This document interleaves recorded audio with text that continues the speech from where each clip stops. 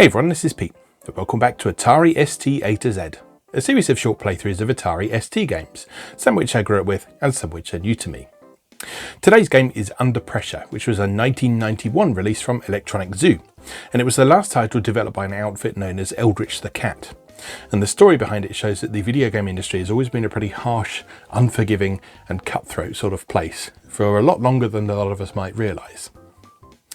Eldritch the Cat was a small developer with several projects on the go, but in 1991 they lost a major contract with a UK publisher. They wouldn't actually say which publisher it was, but it was a pretty big deal to them at the time. Speaking with the website The Obscuratory, Eldritch the Cat co-founder Steve Wetherill said that despite having two projects on the go at the time, the loss of that contract meant that the company had to shut down completely. But they also had a contractual obligation to publisher Electronic Zoo at the time, even during all these financial woes. And so they had to produce this one last game for them, and that game was Under Pressure, appropriately enough.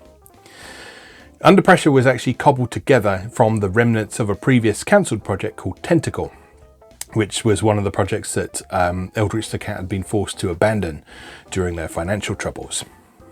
And given the pressure under which the game was released, which presumably the title is a reference to, there wasn't really time to refine the game properly or balance its difficulty or really consider many of its design decisions beyond what they initially came up with. Now, Wetherill said, I quote, "The major motivation for the entire game was the need to ship it quickly. Not that we set out to do a bad job, and we worked really hard to get the game done to the best of our ability in the time we had. Under Pressure was not a shining moment in the history of Eldritch the Cat. It's not a game I'm proud of, and I'm hardly going to defend any of the design decisions." Well, only one thing for it is to go and see what those design decisions ended up with. Let's go play Under Pressure. Okay, here we are with Under Pressure from Electronic Zoo, developed by Eldritch the Cat. Don't know how long we're going to go for today because, as you'll know, if you've read my community tab, I'm just coming off the back of a bout with COVID. So I don't know how long my voice is going to hold out today, but I wanted to get back on track with doing some of these videos. It's starting to run a little low on U games for Atari ST, especially ones that aren't called Ultima something. So I'll have to read up a bit on those Ultima games at some point and be able to give a reasonably informed take on them.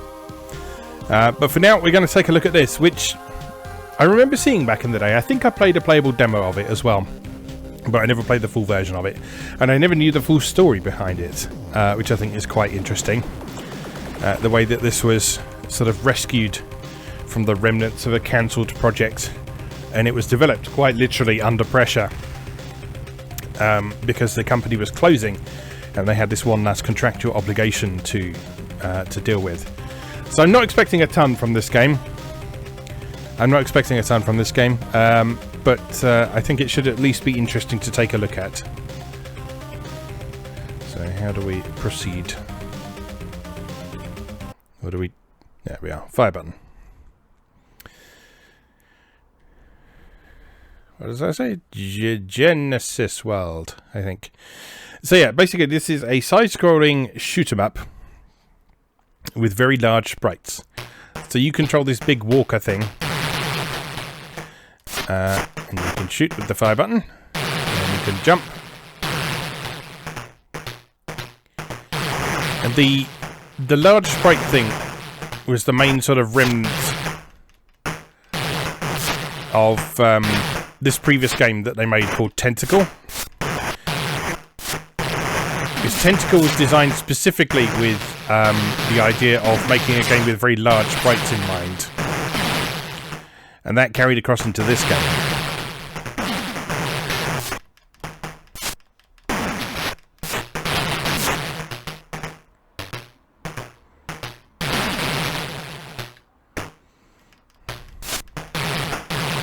And to be fair, those sprites are very large and quite well animated. The frame rate is rough, and there's not a lot going on in terms of level design here.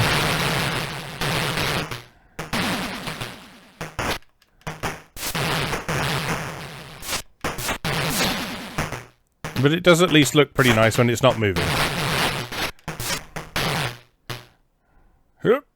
Oh no! Oh no! I think death has come for me. There we go.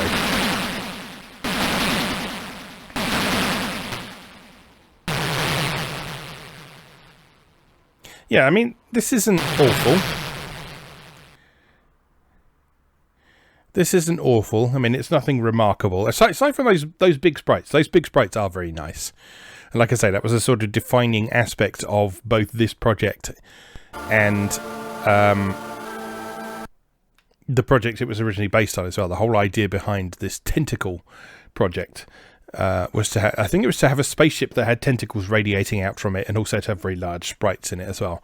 And a lot of the assets they'd created for Tentacle ended up in Under Pressure, as did the game engine it was based on.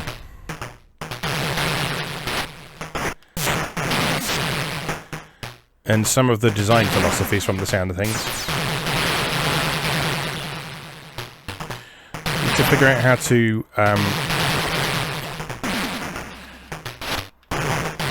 trigger what looks like a Gradius style upgrade system down at the bottom. Should we do that by holding the button? No, that just continues to fire. Oh well, I'm sure we'll figure it out. Firing up? No. Firing down? No. Okay.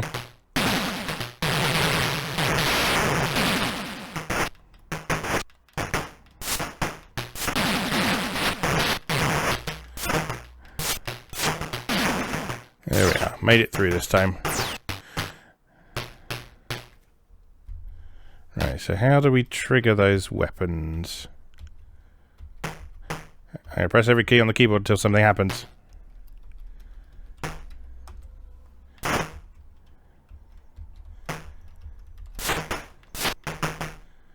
I am getting shot. Let me deal with this guy first. Alright. Ow! Strangely, I was getting points for taking damage there. So it's not spacebar. It's not enter. It's not enter on the keypad. It's none of the keypad buttons. It's not tab. It's not caps lock. It's not control.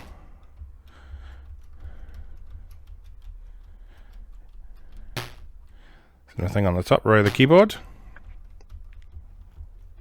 One of these has to do something.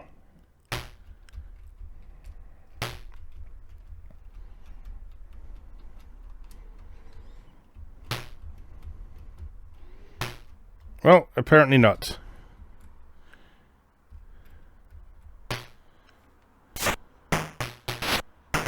Okay, so I don't know how you trigger the power-ups.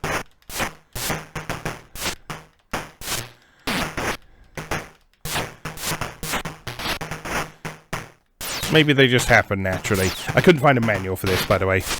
Otherwise I would... Right, well, we've upgraded to missile now.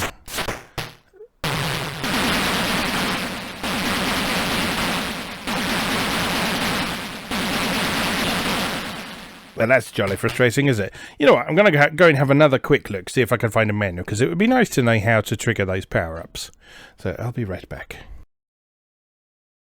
Okay, I found a manual for the Amiga version, which happened to have some Atari ST instructions.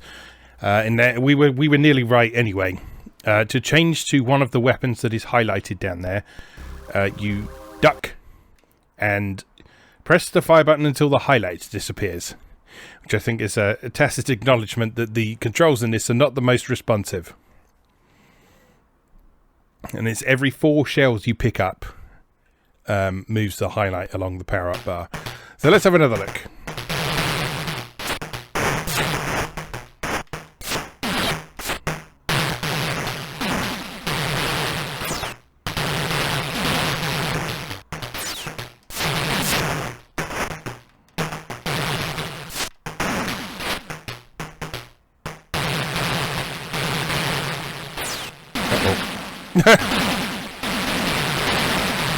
Okay, let's not do that then.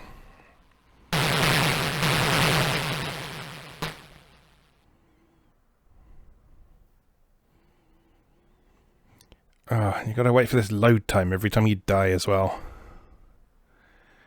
Just because there's the fancy digitized music and the picture of you being dead. Alright. We got this right this time. If you're wondering, the Amiga version of this looks much prettier, as it tended to do in situations like this. There's a bit more colours on the screen, it's a bit smoother, and I think there's some parallax scrolling and some fancy wibbly wobbly water effects and all sorts.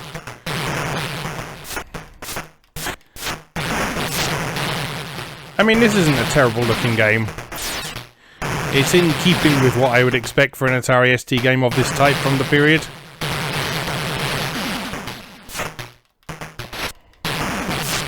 As I say, sort of the main impressive factor of it is the giant sprites and the fact that they're, although the scrolling isn't at a particularly good frame rate and the controls are really unresponsive, they're really nicely animated, at the very least.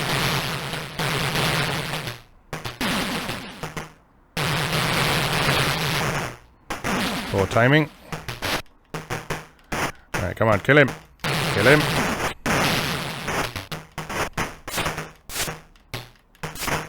Open the bloody door. Oh, and you can't...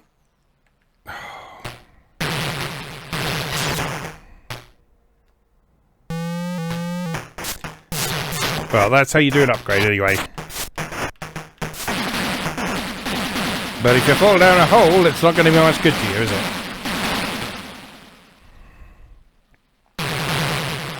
Right. I'm starting to get this thing. Starting to get it. We just wait for our loading break again.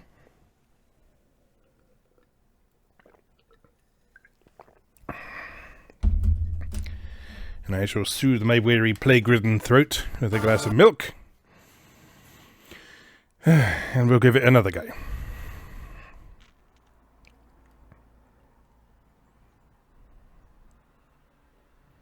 So like I say, I wasn't expecting a ton from this game, but it's not terrible. I mean, it's not great, but it's not terrible.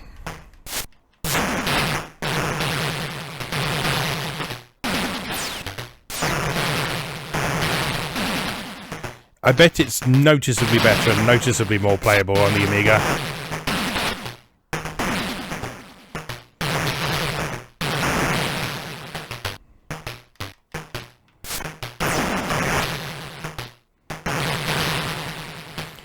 Because that system is just better placed for this kind of game.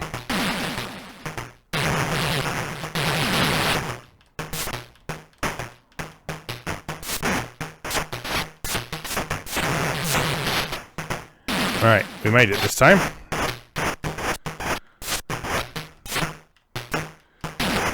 Oh, the controls are so sluggish on this.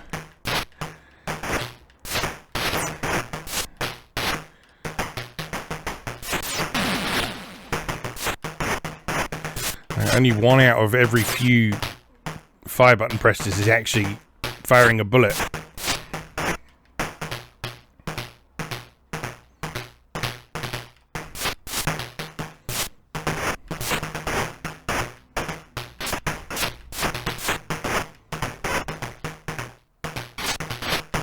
Up the slope.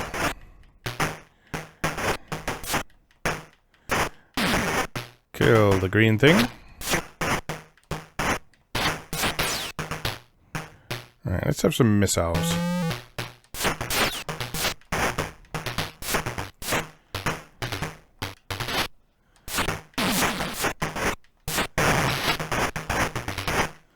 And we can't go any further. Okay.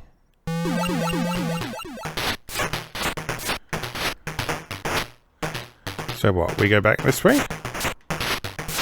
Nope, nothing there.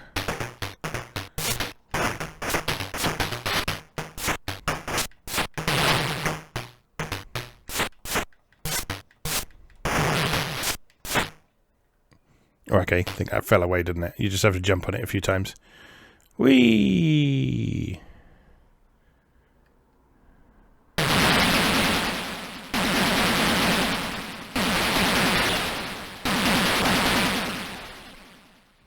I guess that's not what you do. Oh dear me. Oh dear me.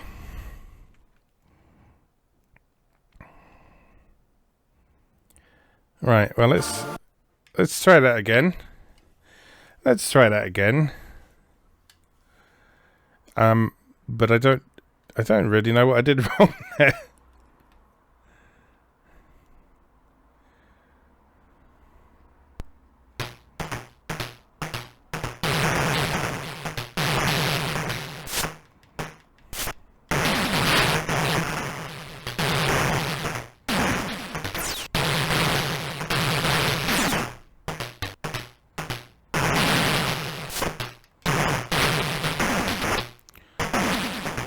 Shooting and walking at the same time is near impossible.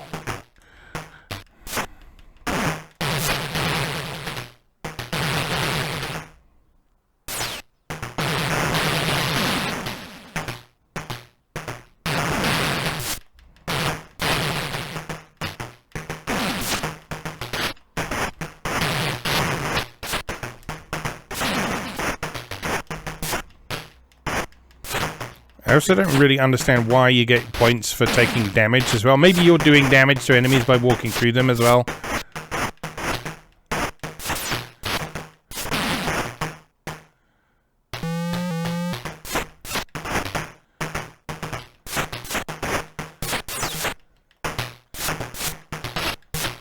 Now, that power up there seems to be a little bit more rapid fire than the previous one. Oh, there's a platform up there.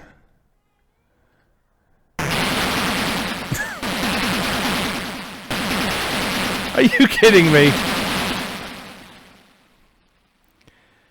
I blew up because I jumped and fell too far.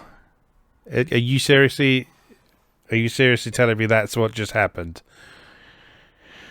I'm beginning to see what they meant.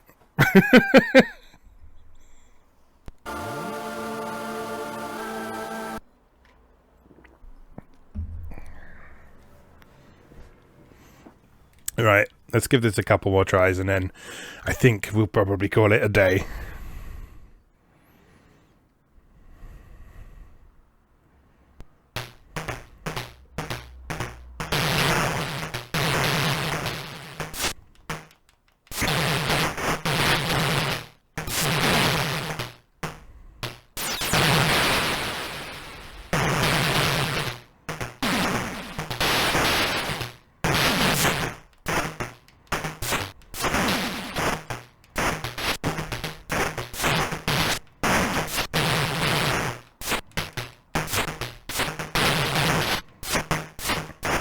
I don't really understand why sometimes you fire out 5 bullets and sometimes you fire out 1 and sometimes you fire 3. It just doesn't seem to make a ton of sense. But then, having familiarised myself with the story behind this game, that's not altogether surprising.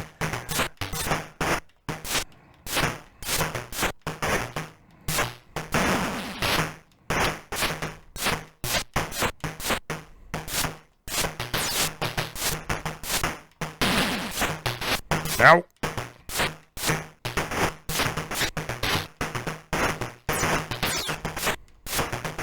It'd be nice if you could see where those doors were when they were open, so that you know not to stand there in case they slam shut on you.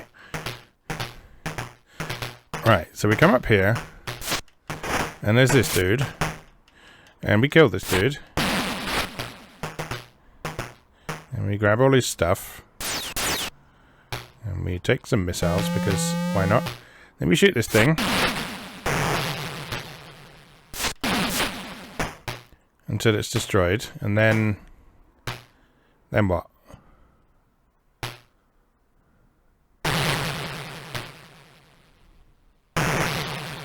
Ah, there we go. So we sit on this until it inevitably plunges into a pool of acid. Oh no, it's just an elevator. So it's going up and down. Although you wouldn't be able to tell that from the scrolling, would you? Alright, so I guess you want to get off here? No. Here.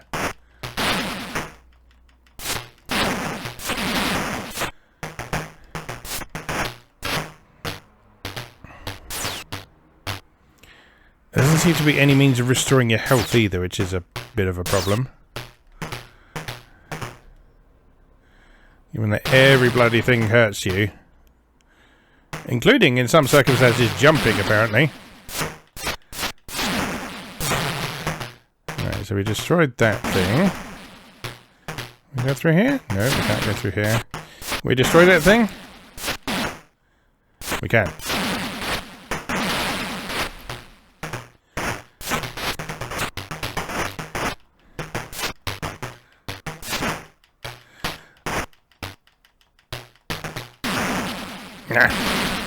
It's quite like a feedback in this is a bit of a problem. Like the enemies flash when you shoot them, but the walls and the doors that you can shoot to open, they don't flash, so you don't know if you're actually doing anything to them. But we got a bit further. Let's have one more try. We'll give it one more try and see how far we can get. And then I think that's probably enough under pressure for today.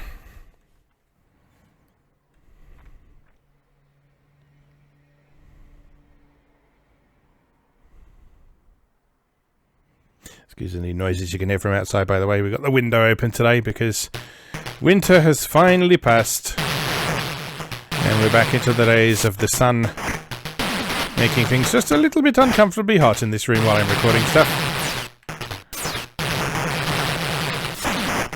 We're not quite in full on, I want to put the air conditioning on at all times weather just yet.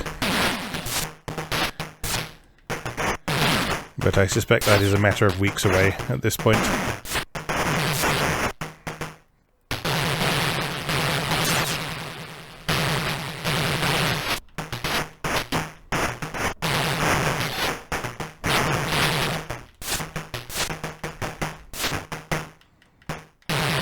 Shoot him! Odd.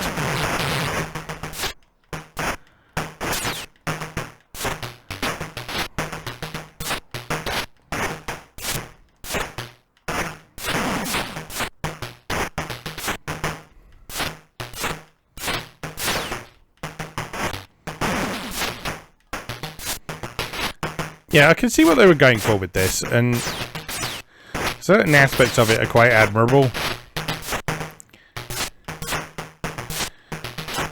But I also see what they meant about it not being a project they were especially proud of.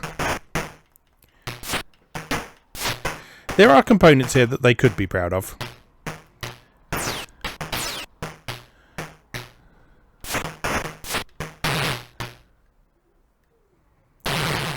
Alright, look at that animation. That animation's lovely.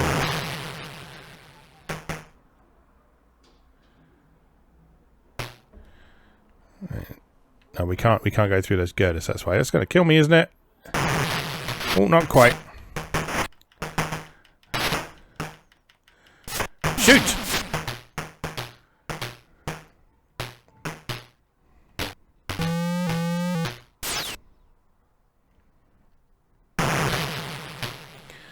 Yeah, it would be good if perhaps the picking up the shells also gave you a little bit of life back.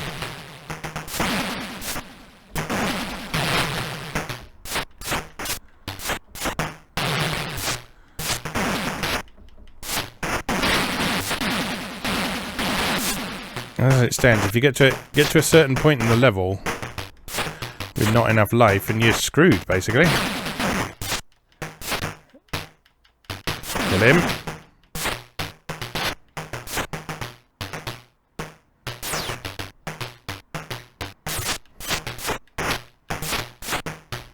Oh, good. Well, great.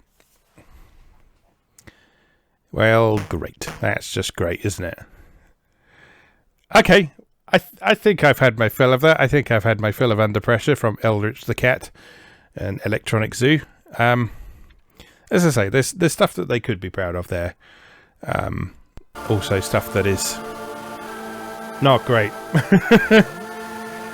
But it's interesting. It's interesting to give it a try. I remember seeing this back in the day and thinking it looked kind of interesting.